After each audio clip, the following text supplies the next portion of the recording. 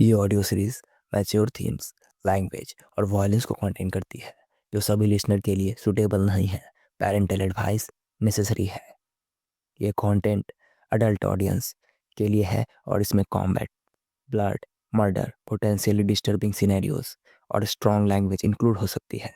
अगर आप ऐसे कंटेंट से इजली ऑफेंड या डिस्टर्ब हो जाते हैं तो प्लीज़ ना सुने।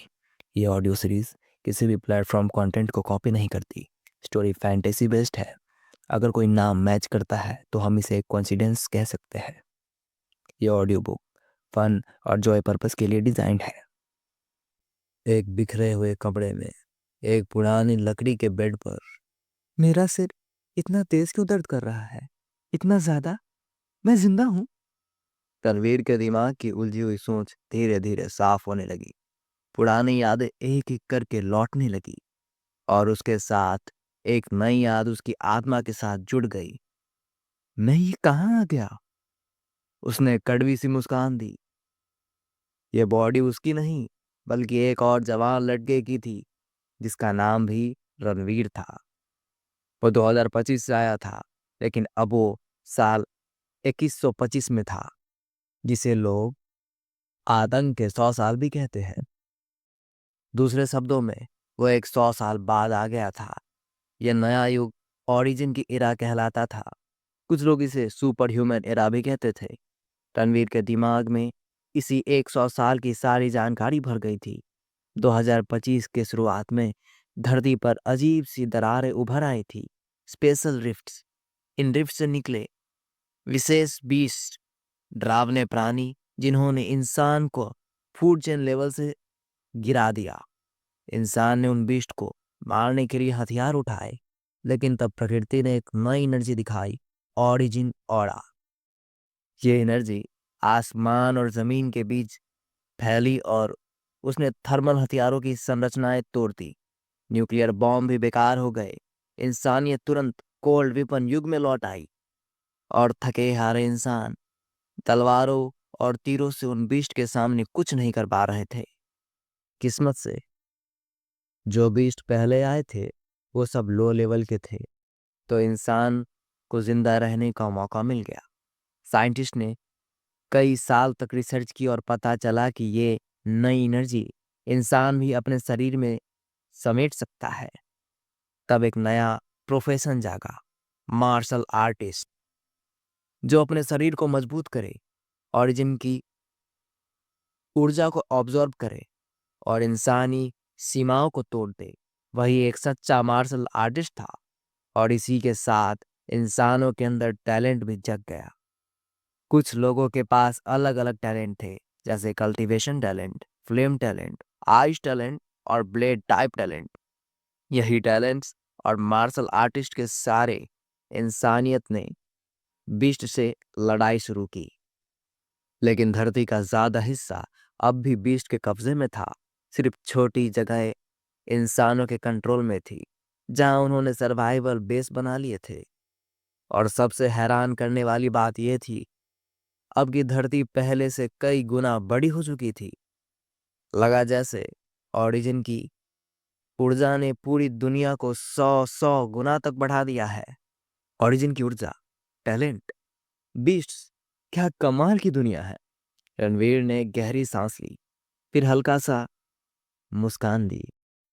शायद इस युग में आना मेरे लिए इतना बुरा भी नहीं है। मगर अगले ही पल उसका चेहरा गंभीर हो गया। जब स्पेशल रिफ्ट्स खुली थी और ओरिजिन की ऊर्जा धरती पर उतरी थी, तब कुछ बहुत ही कम लोगों ने अपनी टैलेंट जगाई थी। कल्टीवेशन टैलेंट तो जन्म से होती है, उससे अवेकन करने की कोई जरूरत नहीं पड़ती। लेकिन बाकी टैलेंट्स जैसे फ्लेम, आइस या वेपन टैलेंट सिर्फ अवेकनिंग के जरिए मिलती थी।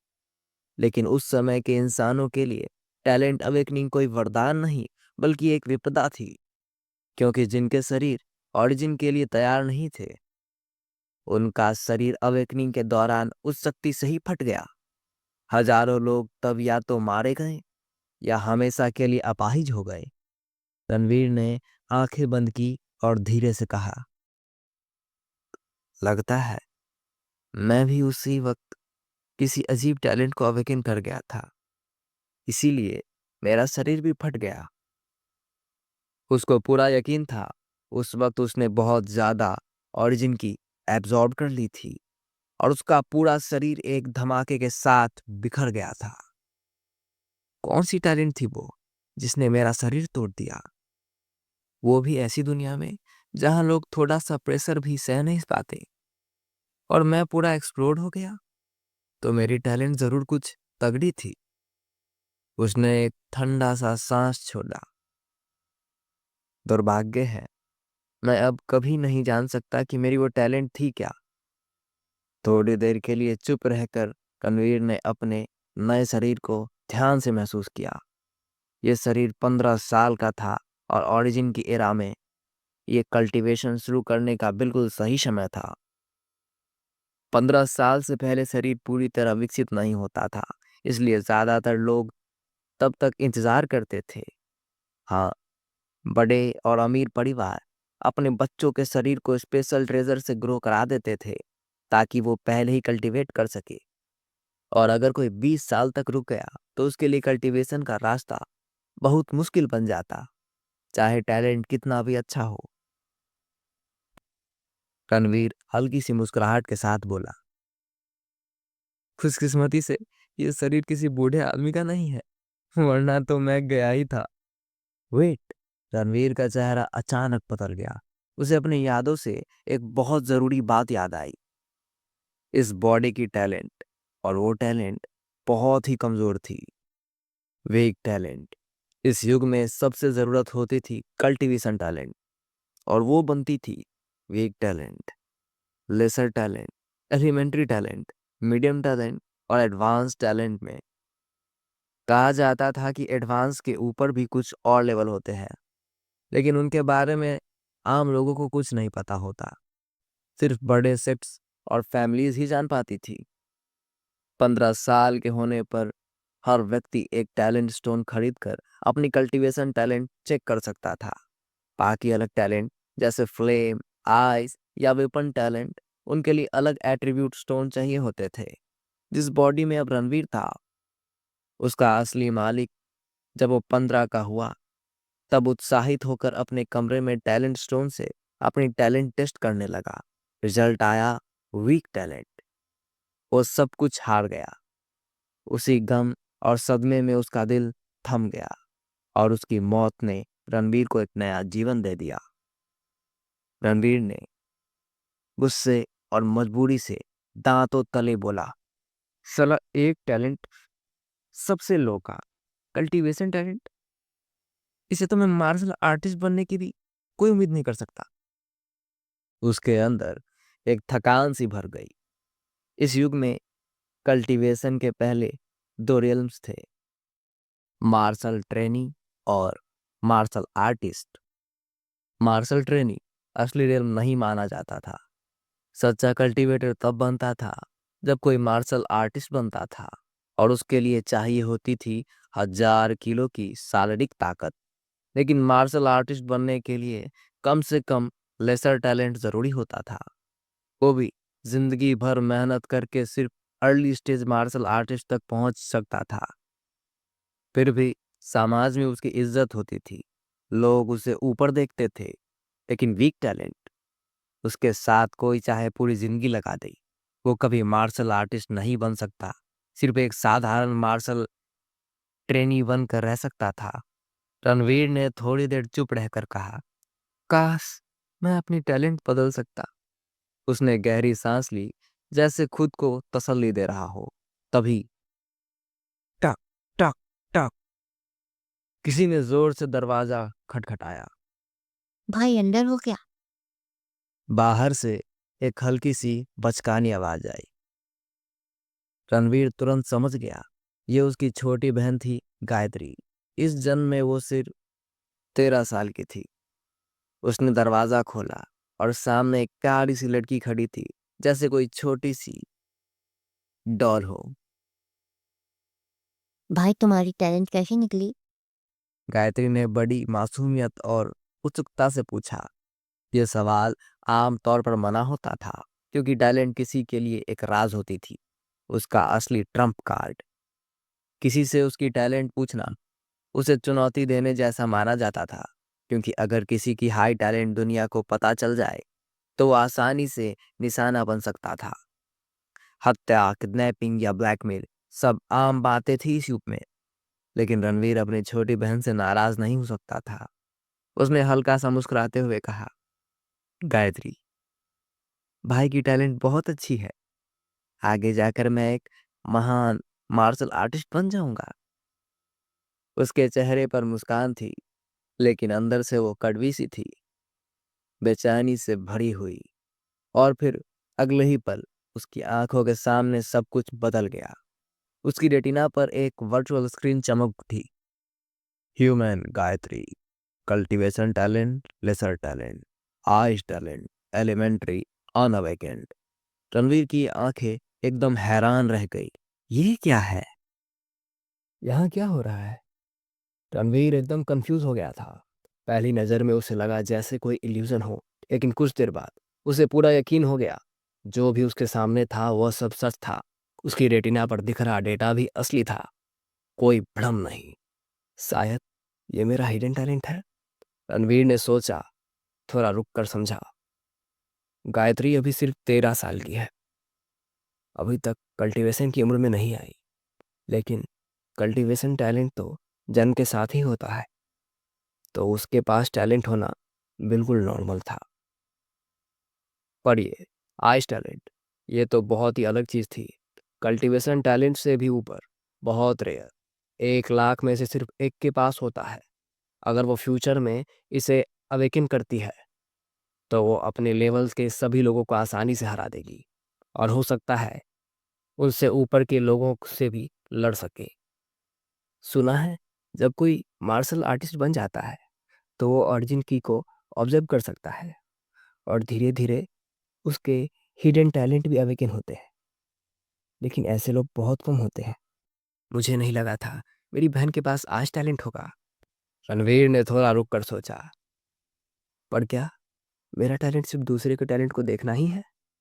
उसे लगा बात इतनी छोटी नहीं है। कुछ देर एक्सपेरिमेंट करने के बाद उसने एक अजीब चीज़ नोटिस की।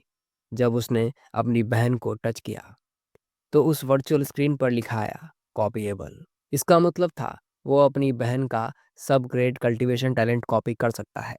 लेकिन आइस टैलेंट अभी अवेकन नहीं हुआ था, इसीलिए वो उसे कॉपी नहीं कर सकता था। कॉपी करूं या नहीं, रणवीर ने खुद से पूछा, और फिर तुरंत डिसाइड किया, नहीं।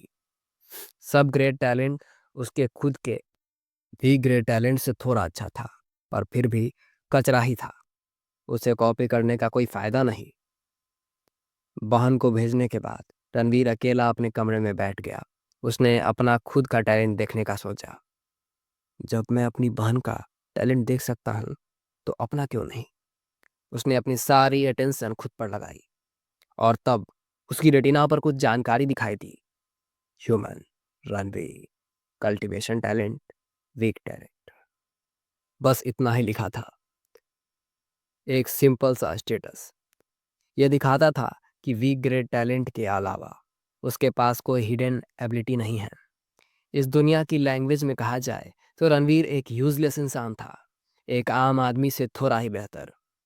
अब जब सब कुछ क्लियर था तो उसने धीरे से कहा, ये जो मेरी आंखों में देखने वाली चमत्कारी पावर है, यही तो मिस्टीरियस टैलेंट है जिसने मेरी पुरानी बॉडी को उड़ा दिया था, और शायद इसी के साथ मैं इस नई दुनिया में आया हूँ। ये टैलेंट, रणवीर ने धीरे से कहा। आंखों में एक नई चमक थी। इसे कॉपी टैलेंट कहा जा सकता है, एक ऐसी शक्ति जो दूसरे के टैलेंट को कॉपी कर सकती है। लेकिन अभी भी कुछ सवाल थे। जब मैं किसी का टैलेंट कॉपी करता हूँ, क्या वो मेरा पुराना टैलेंट रिप्लेस कर देगा, या दोनों फ्यूजन हो जाएंगे? उसे ये टेस्ट करना था। और एक और दिक्कत भी थी, कॉपी करने के लिए टच करना पड़ता था। थोड़ा ट्रबलसम है, पर हो सकता है फ्यूचर में ये रूल बदल जाए। रणवीर ने मन में एक प्लान बनाया कि मुझे किसी जीनियस का कल्टीवेशन टैलेंट कॉपी करना होगा, क्योंकि अगर उसके पास सिर्फ अपना वीक ग्रेड टैलेंट रहा तो वो जिंदगी भर मार्शल आर्टिस्ट नहीं बन पाएगा, और बिना मार्शल आर्टिस्ट बने इस दुनिया में जीना आसान नहीं था। 1 साल पहले रणवीर के माँ बाप एक विशेष बीस्ट के द्वारा मारे गए थे, और अब उसके घर में सिर्फ वो और उसकी छोटी बहन गायत्री बचे थे। ऐसी कहानियां अब आम हो गई थी। इस युग में इंसानियत अब भी जिंदा रहने के लिए लड़ रही थी। हर पल लोग मरते थे और हर दिन कोई परिवार बिखर जाते थे। रणवीर जहाँ रहता था वो एक छोटी सी जगह थी, स्काई क्लास सिटी। यहाँ सिर्फ 3 लाख लोग रहते थे, जिनमें सिर्फ 1,000 के आसपास मार्शल आर्टिस्ट थे। उनका स्टेटस आम इंसानों से बहुत ऊपर था। रणवीर के माँ बाप भी मार्शल आर्टिस्ट थे, लेकिन दुर्भाग्य से वो एक मिशन के दौरान मारे गए। उनकी मौत के बाद भी बेस उनके परिवार को कुछ बेनिफिट देता था, जैसे एक छोटी सी सब्सिडी जो 15 साल की उम्र तक मिलती थी। लेकिन अब जब रणवीर 15 साल का हो चुका था, उसकी सब्सिडी खत्म हो गई थी। अब सिर्फ गायत्री के लिए थोड़ा पैसा मिलता था, वो भी सिर्फ एक आदमी के गुजारे लायक। कोई कमाई का जरिया नहीं था, इसलिए दोनों भाई बहनों ने पैसे बचाने के लिए स्कूल तक जाना भी छोड़ दिया था। स्काई क्लास सिटी में जब कोई 9 साल का होता है तो वो 15 साल तक स्कूल जा सकता है, पर पुराने जमाने में जैसे प्राइमरी, मिडिल, हाई स्कूल सब खत्म हो चुके थे। अब स्कूल में सिर्फ बेसिक चीजें सिखाई जाती थी, हिंदी, मैथ और बीस्ट के बारे में। रणवीर और गायत्री ने वो सब सीख लिया था, इसलिए स्कूल छोड़ने का उन पर ज्यादा असर नहीं हुआ। मेरे माँ बाप कुछ छोटी सी विरासत छोड़ गए थे, रणवीर ने अपने आप से कहा। ज्यादा नहीं, पर कुछ सालों के लिए काफी है। लेकिन उसके बाद उसने गहरी सांस ली। अगर मैं मार्शल आर्टिस्ट नहीं बना तो पैसा कमाने के लिए एक ही तरीका बचेगा, दूसरों के लिए काम करना। उसके चेहरे पर एक ठंडी हंसी आई। काम करना इम्पॉसिबल। मैं इस जिंदगी में किसी के लिए काम नहीं करूंगा। इस युग में जीने का सिर्फ एक ही रास्ता था, मार्शल आर्टिस्ट बनना। थोड़ा सोचने के बाद उसने उठकर कहा, चलो जरा बाजार तक चलते हैं। उसने अपनी बहन गायत्री को घर में रहने को कहा और खुद अकेला बाहर निकल गया। बाजार की गलियों में लोगों की भीड़ थी, कहीं लोग हंसते हुए, कहीं बच्चे दौड़ते हुए। पूरा बेस एक अजीब सी जिंदगी से भरा हुआ था। ज्यादातर लोग आम इंसान थे, कुछ मार्शल ट्रेनी और बहुत ही कम मार्शल आर्टिस्ट। जो भी मार्शल आर्टिस्ट था उसके आसपास एक शक्तिशाली ऑरा महसूस होती थी। अगर कोई उनके पास ज्यादा करीब जाता तो सांस लेना भी मुश्किल लगता था। रणवीर ने धीरे धीरे अपनी नजर घुमाई। रेटिना पर डेटा फ्लैश हुआ। सब ग्रेट टैलेंट, सब great talent, big great talent, सब ग्रेट टैलेंट। वो चल रहा था और देख रहा था। ज्यादातर लोगों के पास या तो वीक ग्रेट टैलेंट था या सब ग्रेट टैलेंट। एलिमेंट्री टैलेंट उसने बहुत कम देखा, सिर्फ कुछ मार्शल आर्टिस्ट के पास। उसने भाव को बढ़ाकर सोचा, लगता है स्काई क्लास सिटी में एलिमेंट्री टैलेंट भी बहुत अच्छा माना जाता है। और जब उसने सोचा तो बात समझ में आ गई। स्काई क्लाउड सिटी तो एक छोटा सा बेस ही है। यहाँ का सबसे स्ट्रॉन्ग इंसान भी सिर्फ ग्रेट मार्शल वॉरियर ही होगा। सब ग्रेट टैलेंट वाला ज्यादातर अधिकतम अर्ली स्टेज मार्शल आर्टिस्ट तक ही पहुंच पाते हैं। एलिमेंट्री टैलेंट वाले पक्का मार्शल आर्टिस्ट बन जाते हैं, और थोड़ा सा चांस होता है एलीट मार्शल वॉरियर बनने का। और मीडियम टैलेंट, उसकी आंखों में थोड़ी चमक आई। वो तो गारंटी एलीट मार्शल वॉरियर बनती ही होगी, और उनके पास ग्रेट मार्शल वॉरियर बनने का भी मौका होता होगा। रणवीर ने हाथ बांधकर आसमान की तरफ देखा। मुझे भी उन्हीं तक पहुंचना है। स्काई क्लास सिटी का सबसे बड़ा ग्रेट मार्शल वॉरियर अब काफी बूढ़ा हो चुका था। कहा जाता था उसका टैलेंट सिर्फ मीडियम ग्रेड था। रणवीर ने धीरे से कहा, कम से कम मुझे मुझे भी एक मीडियम टैलेंट वाला ढूंढना होगा, उसे फॉर्म भी करना होगा। लेकिन फिर उसने अपनी बात खुद ही काट दी। लेकिन मैं किसी मार्शल आर्टिस्ट के करीब नहीं जा सकता। अगर गलती से मैं उन्हें टच कर लूं तो वो मुझे वहीं मार डालेंगे। बेस के रूल्स के हिसाब से अगर कोई मार्शल आर्टिस्ट किसी आम इंसान को मार दे तो उसे बस थोड़ा फाइन भरना पड़ेगा और बात वहीं खत्म। किसी को फर्क नहीं पड़ेगा।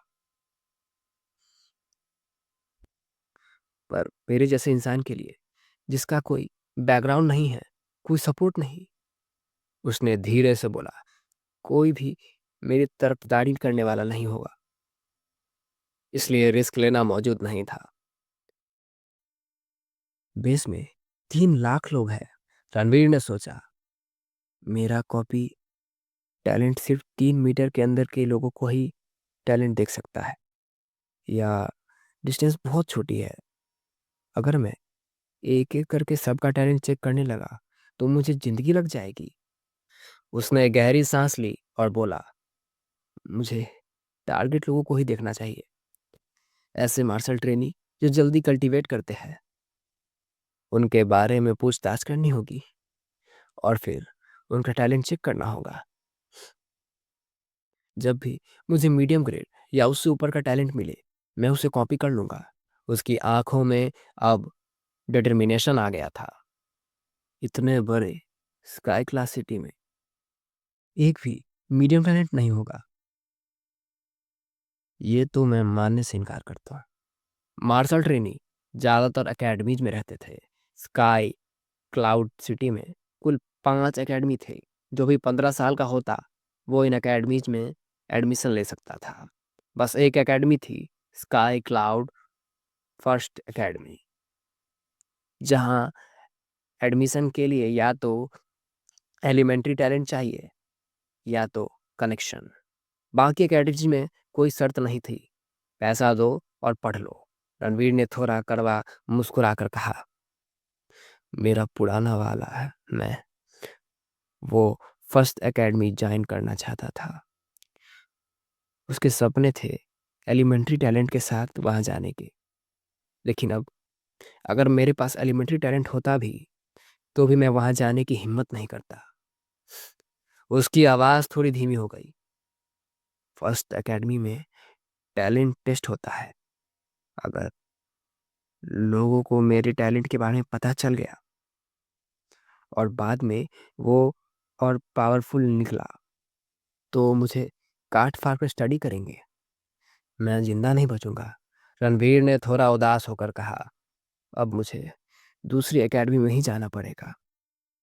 असल में एकेडमी जाना जरूरी था। बिना वहां पढ़े वो बॉडी टेम्परिंग मेथड सीख नहीं सकता था, क्योंकि जब तक कोई मार्शल ट्रेनी होता है वो ऑरिजिन की को अब्सॉर्ब नहीं कर सकता। उसे अपनी बॉडी को ही ट्रेन करना होता है।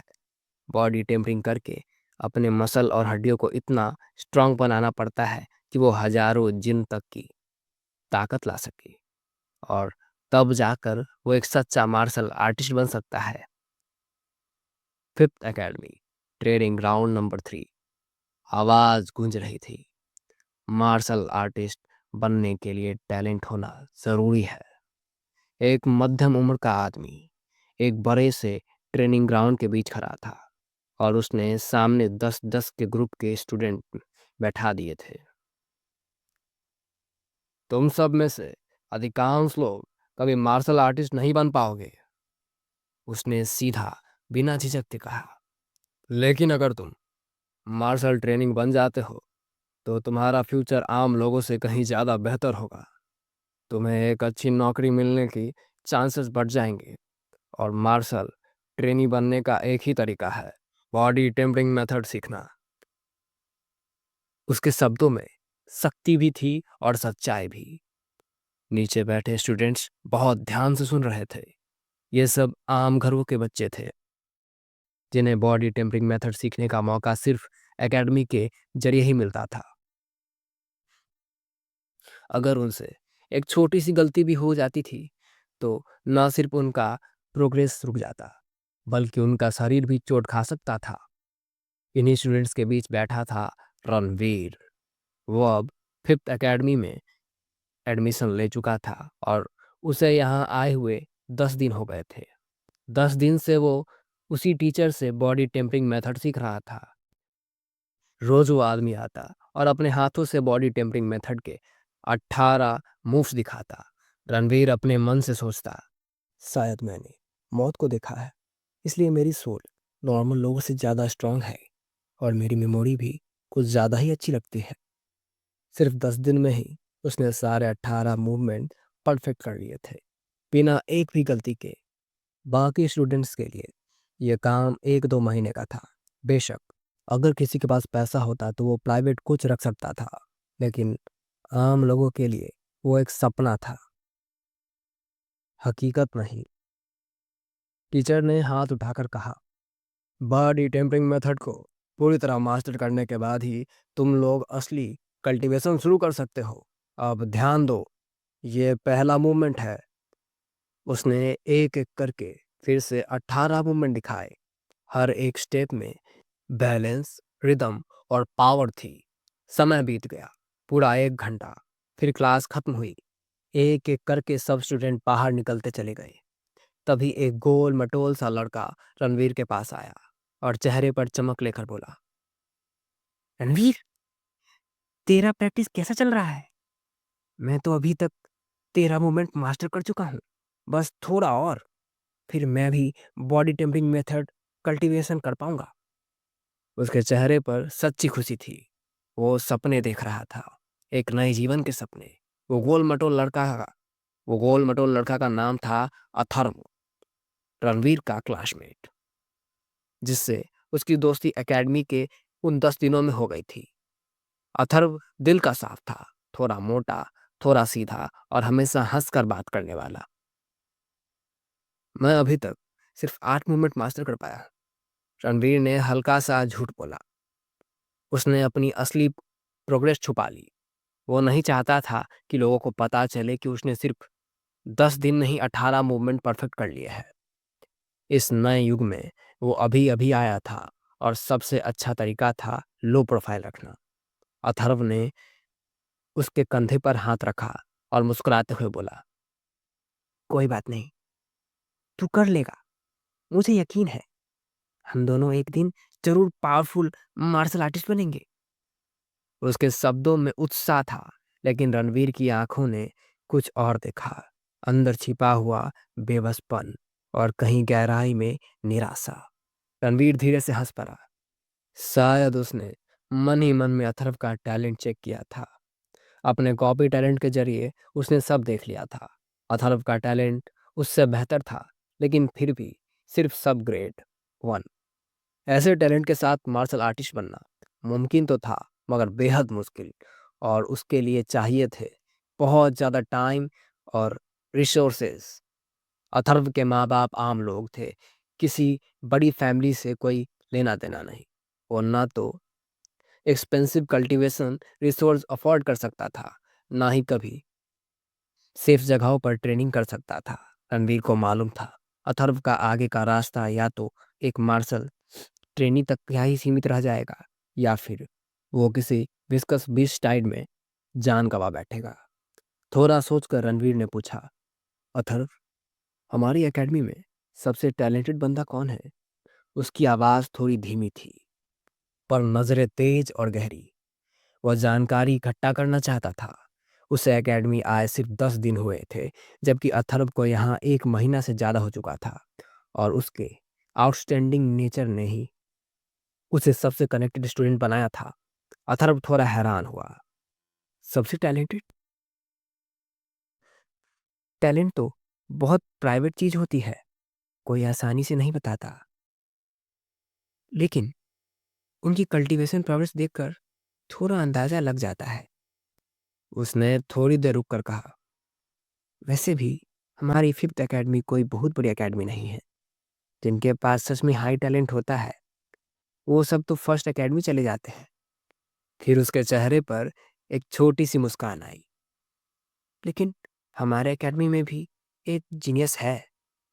रणवीर के आंखों में चमक आ गई। कौन? अथर्व थोड़ा ड्रामेटिक अंदाज में बोला। विक्रम राठौड़। उसने धीरे से बताया। विक्रम राठौड़ भी एक आम परिवार से है। उसके माँ बाप दोनों ऑर्डिनरी लोग हैं, लेकिन 1 महीना पहले जब वो 5th एकेडमी आया, सिर्फ आधे महीने में वो मार्शल अप्रेंटिस बन गया। रणवीर थोड़ा हैरान हुआ। आधे महीने में? अथर्व ने सिर हिलाकर कहा। हाँ, और जब डीन को ये पता चला तो उन्होंने उसे अपना डिसिपल बना लिया। अब विक्रम राठौड़ हम जैसे स्टूडेंट के साथ नहीं पढ़ता, डीन खुद उसे पर्सनल ट्रेन करते हैं। अथर्व की आंखों में थोड़ा एडमायरेशन था और रणवीर के दिल में एक नया इरादा। विक्रम राठौड़, उसने सोचा, उसके पास मीडियम या उससे भी ऊपर का टैलेंट हुआ तो अब तो वही हुआ मेरा अगला टारगेट। रणवीर की आंखों में एक चमक दौड़ गई, एक एक्साइटमेंट और एक ऐसी रोशनी जैसे किसी ने अंधेरों में चिराग जला दिया हो। उसे अब यकीन हो गया था विक्रम राठौड़ का टैलेंट कमाल का है, वरना डीन जैसे इंसान उसे डिसिपल नहीं बनाते। 5th एकेडमी के डीन वो कोई आम शिक्षक नहीं थे, एक इलाइट मार्शल वॉरियर थे, और वो भी पीक रियल्म के ऊपर। उनका नाम ही स्काई क्लाउड सिटी में लोगों के लिए डर और सम्मान का प्रतीक था।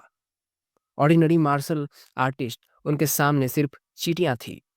ऐसे इंसान अगर किसी को अपना स्टूडेंट डिसाइपल बनाए तो समझ लेना चाहिए कि उस लड़के में कुछ न कुछ खास बात होगी, और वो लड़का कम से कम मीडियम टैलेंट तक का तो जरूर होगा, क्योंकि सिर्फ मीडियम टैलेंट से ही गारंटी था कि वो एक दिन इलाइट मार्शल वॉरियर बन सकता है।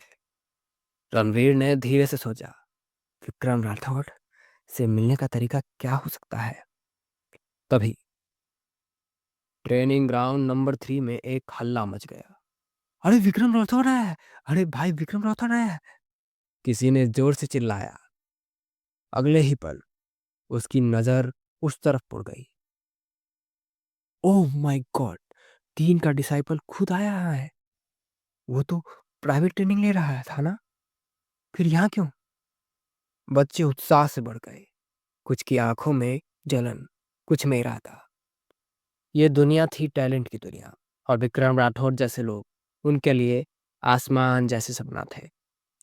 रणवीर ने भी उसे देखा, एक शांत सा चेहरा पर हर कदम में कॉन्फिडेंस। विक्रम राठौड़ वहां खड़ा था, एकेडमी का चमकता हुआ सितारा।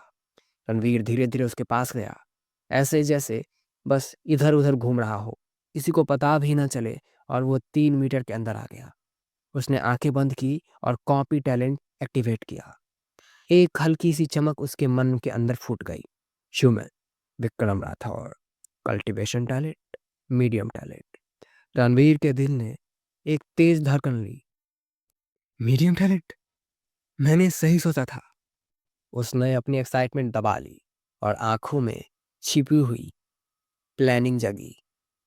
अगर मैं इसका टैलेंट कॉपी कर लूं, उसने सोचा, तो मैं भी इलाइट मास्टर वॉरियर तक बन सकता हूं। तभी एक स्टूडेंट विक्रम राठौड़ के पास गया और पूछा,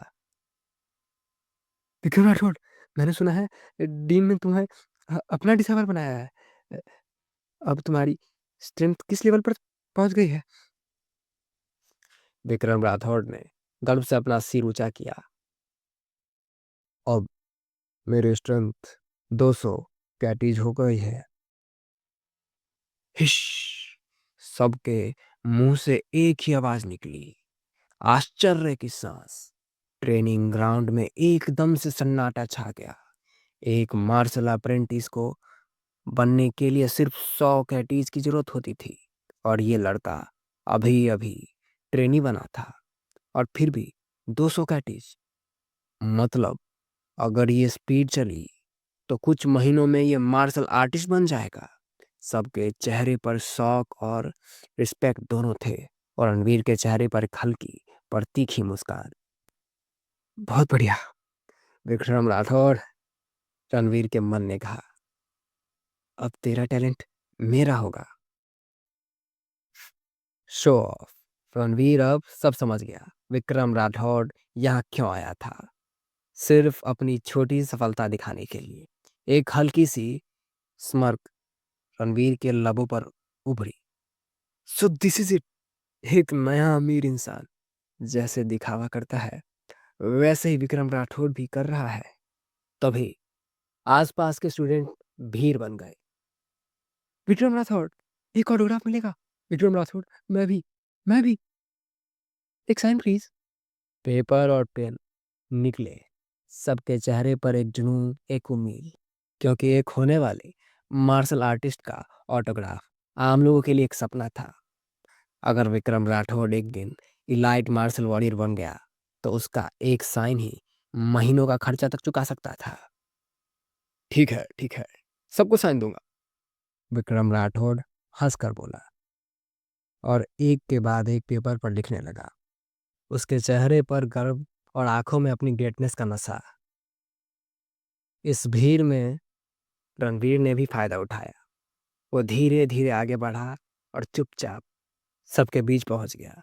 उसका इरादा ऑटोग्राफ का नहीं था, उसका निशाना कुछ और था। Copy talent. उसने भीड़ में घुल मिलकर अपना हाथ बढ़ाया। एक पल के लिए उनके हाथ टकरा गए, जैसे बस एक भीड़ में एक धक्का लग गया हो।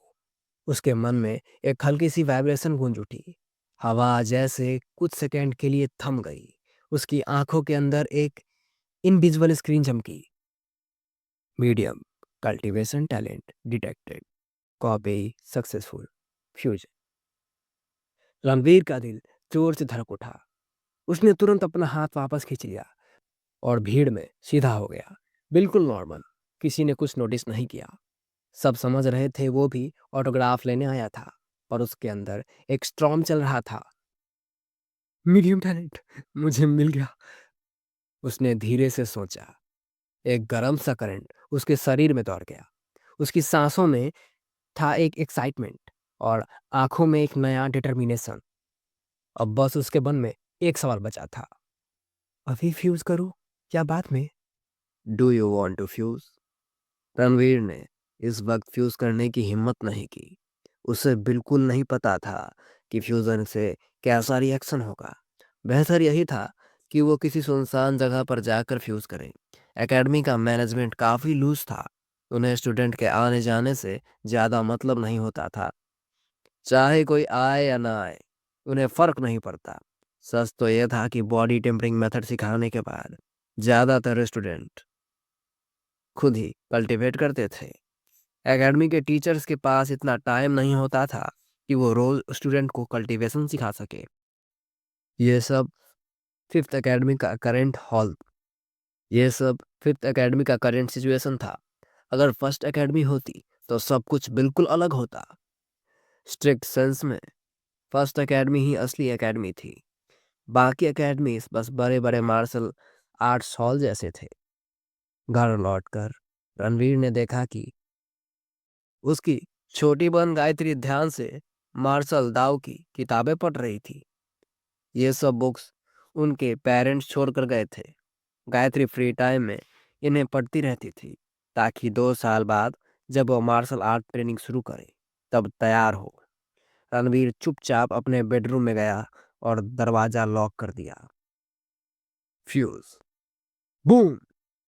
एक अजीब सी मिस्टीरियस फोर्स रणवीर के पूरे बॉडी पर छा गई, जैसे सब कुछ धूल रहा हो। पेन, बेइंतहा दर्द उसके दिमाग में फैल गया। पूरा जिस्म ऐसे लग रहा था जैसे कभी भी फट सकता हो। भैंस की आंख, मुझे बिल्कुल एक्सपेक्ट नहीं था कि कॉपी टैलेंट फ्यूजन इतना पेनफुल होगा। रणवीर ने अंदर ही अंदर गुस्सा किया, पर दर्द कितना भी हो वो फिर भी फ्यूज करता, क्योंकि ये एक पागलपन भरा चेंज था, जैसे नए बोन्स के साथ दोबारा पैदा होना।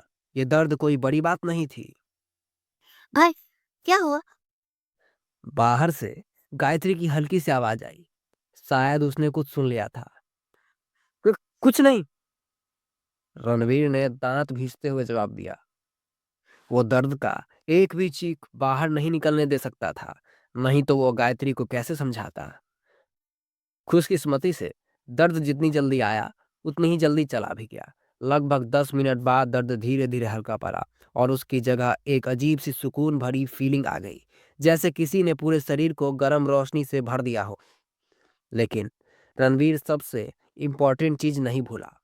उसने तुरंत अपना टैलेंट स्टेटस चेक किया। Human, Ranveer, cultivation talent, medium talent. यह देखकर रणवीर का दिल जोर जोर से धड़कने लगा। अब वो वीक टैलेंट नहीं रहा था। इसका मतलब था कि उसका टैलेंट असल में बदल चुका था और अब उसके फ्यूचर के लिए कोई लिमिट नहीं रही। Martial artist, elite martial warrior, great martial warrior, ये सब अब उसकी लिमिट नहीं थी।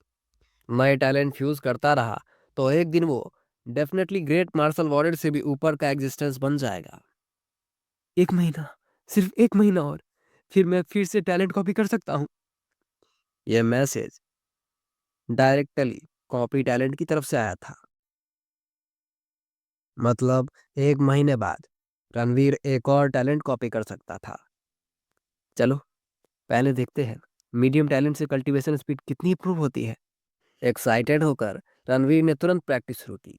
कल जब उसने बॉडी टेम्परिंग मेथड के 18 मूवमेंट सीखे थे तो वो अपने आप को रोक नहीं पाया था, लेकिन तब इफेक्ट बहुत ही कम था, सिर्फ हल्की सी झुनझुनी जैसी फीलिंग। अगर उसकी सोल पावर स्ट्रांग ना होती तो शायद वो ये भी महसूस नहीं कर पाता। क्योंकि फीलिंग इतनी वीक थी इसलिए वो आज दोबारा लेक्चर सुनने गया। शायद कहीं गलत प्रैक्टिस कर रहा हो, पर अफसोस उसकी प्रैक्टिस बिल्कुल सही थी। इसका मतलब था कि उसकी ओरिजिनल कल्टीवेशन स्पीड इतनी स्लो थी कि बिना बहुत लंबी प्रैक्टिस के बिल्कुल कोई रिजल्ट ही नहीं आता। अगर उसके पास कॉपी टैलेंट ना होता तो 1 साल कल्टीवेशन करने के बाद भी वो मार्शल ट्रेनी बनने की आस नहीं रख सकता। फर्स्ट मूवमेंट, सेकेंड मूवमेंट, और फिर एक एक करके रणवीर ने बॉडी टेम्परिंग मेथड के सारे मूवमेंट अपने कमरे में परफॉर्म किए। यह मूवमेंट देखने में अजीब लगते थे, पर ये वही बेसिक मेथड थे जो इंसानों ने हजारों बार टेस्ट करके परफेक्ट किया था। सारे 18 मूवमेंट कंप्लीट करने में आधा घंटा लगता था और इन्हीं सब मूवमेंट को एक साथ कंप्लीट करने पर ही बॉडी टेम्परिंग इफेक्ट प्रोड्यूस होता था। आधा घंटा गुजर गया। रणवीर ने परफेक्ट फॉर्म के साथ 18वां मूवमेंट कंप्लीट किया। जैसे ही उसने आखिरी मूवमेंट किया उसके बॉडी के अंदर से गर्म वेव उभर कर बाहर निकली। वो ही धीरे धीरे पूरे शरीर में फैल गई, जिससे उसका जिस्म अंदर से टेम्पर होने लगा। यह हीट असल में ह्यूमन बॉडी का ही डॉर्मेंट पोटेंशियल था और बॉडी टेम्परिंग मेथड वो तरीका था जो इस पोटेंशियल को अनलॉक करता था। लेकिन ह्यूमन बॉडी को ज़्यादा पुश करना खतरनाक होता है, इसलिए बॉडी टेम्परिंग मेथड की एक लिमिट होती थी। दिन में मैक्सिमम 10 बार और एक साथ मैक्सिमम 3 राउंड। ये सब उन लोगों का समराइज एक्सपीरियंस था जिन्होंने पहले इस रास्ते पर चलकर सब कुछ टेस्ट किया था। As expected of medium talent, Ranveer की आंखें चमक उठी। कल के वीक टैलेंट वाले कल्टीवेशन के कंपैरिजन में आज का इफेक्ट तो 100 गुना ज्यादा है। तभी तो विक्रम राठौर सिर्फ आधे महीने में मार्शल ट्रेनी बन गया और 1 महीने में 200 किलो की स्ट्रेंथ पाली। मीडियम टैलेंट का रिजल्ट देखकर रणवीर बहुत खुश हुआ, पर वो ये भी जानता था कि मीडियम टैलेंट से भी ऊपर कई अनइमेजिनेबल टैलेंट होते हैं, जिन लोगों की प्रोग्रेस स्पीड अभी उसके लिए ड्रीम जैसी थी। इसलिए एक ही ऑप्शन था, और ज्यादा मेहनत और ज्यादा पुश। जब पहले राउंड का हीट इफेक्ट धीरे धीरे थोड़ा कम हुआ, रघुवीर ने तुरंत सेकेंड राउंड शुरू कर दिया। 3 राउंड लगातार। उसके बाद उसका पूरा जिस्म पसीने और हल्की काली इम्प्योरिटी से भर गया। रणवीर ने सबसे पहले एक अच्छी सी शावर ली, फिर लगभग 10 स्टीम्ड बंस खा गया। बॉडी टेम्परिंग मेथड इतनी एनर्जी कंज्यूम करता था कि बिना हैवी खाए रिकवरी बहुत मुश्किल थी। 1 महीने बाद फिफ्थ एकेडमी के एक छोटे से ग्रुप में शाम का टाइम था। हवा ठंडी थी और आसपास एक भी आदमी नहीं। रणवीर यही रोज कल्टीवेट करता था, आज भी वही था। आज के 10 राउंड कंप्लीट। मूवमेंट्स फिनिश करके उसने सांस ली, थोड़ी देर रेस्ट की और ट्रेनिंग ग्राउंड नंबर 3 की तरफ चल गया। वहां कई तरह के पत्थर पड़े थे, 100 किलो, 200 किलो और 300 किलो तक के। रूल सिंपल था, 100 किलो का पत्थर सिर के ऊपर 3 सेकंड तक रखो, तुम्हारी स्ट्रेंथ 100 किलो। अगर 200 किलो उठाओ, 200 किलो की स्ट्रेंथ। यह सबसे स्ट्रेट फॉरवर्ड टेस्टिंग मेथड था। 8 दिन पहले ही रणवीर 100 किलो तक पहुंच चुका था। आज 200 किलो का पत्थर जरूर उठा पाऊंगा। विक्रम राठौड़ को डीन का पर्सनल गाइडेंस मिलता है, इसलिए उसकी स्पीड फास्ट है। पर मैं भी कम नहीं। मेरा मीडियम टैलेंट और एक वीक टैलेंट फ्यूज होकर बना है। ये कोई ऑर्डिनरी टैलेंट नहीं। थियोरेटिकली मैं थोड़ा सा विक्रम राठौड़ से स्ट्रांग हूँ, और मैंने पिछले महीने एक भी दिन वेस्ट नहीं किया। हर दिन बॉडी टेम्परिंग मेथड के पूरे 10 राउंड कंप्लीट किए हैं। बॉडी टेम्परिंग मेथड जितना ज़्यादा यूज करता हूँ, उतना ही ज़्यादा पेन होती है। आम लोग तो शायद एक दिन में पूरे 10 राउंड कर नहीं पाए। विक्रम राठौड़ जैसे इंसान, लगता है वो ज़्यादा से ज़्यादा 7 या 8 राउंड से ही हार मान लेता होगा। तो मेरी प्रेजेंस उससे स्लो नहीं है, शायद उससे तेज भी हो सकती है। थोड़ा रेस्ट करने के बाद जब उसकी स्ट्रेंथ वापस आने लगी, रणवीर 200 किलो के पत्थर के पास गया। लिफ्ट! दोनों हाथों से पूरे जोर के साथ उसने पत्थर उठाया। धीरे धीरे वो पत्थर उसके सिर के ऊपर तक चला गया। 3 सेकंड तक वो उसे संभालता रहा, फिर उसने पत्थर जमीन पर गिरा दिया। रणवीर जमीन पर लेटे हुए गहरी सांसें लेने लगा। उसे पता था उसके पास अब 200 जीन का ताकत है। ये एक अच्छा स्टार्ट है। मेरी मीडियम टैलेंट एम्पलीट्यूड के साथ शायद मैं 1 साल के अंदर मार्शल आर्टिस्ट बन जाऊं। उसने अपनी मुठ्ठियां कस ली, आंखों में उम्मीद की चमक के साथ। 10 मिनट बाद जब अंधेरा छा गया, रणवीर एकेडमी से निकलकर घर की तरफ चला। सड़क पर दुकानें अभी खुली थी, पूरा बेस रोशनी से जगमगा रहा था। इस युग में बिजली नहीं थी। कहते हैं कुछ powerful as basis origin energy का इस्तेमाल करके बिजली की जगह ले आए हैं। मैजिकल डिवाइसेस बनाते हैं, पुराने युग की तरह। लेकिन स्काई क्लाउड सिटी जैसे छोटे स्थानों में ऐसी सुविधा कहाँ। सब लोग ऑयल लैंप या कैंडल जलाते थे। रणवीर को लगा जैसे वो किसी पुरानी दुनिया में वापस आ गया है। आ, बीस्ट, बीस्ट आ गया, भागो, अपनी जान बचाओ। अचानक पूरी सड़क पर अफरा तफरी मच गई। लोग दौड़ने लगे। डर और घबराहट ने पूरे बेस को अपने गिरफ्त में ले लिया।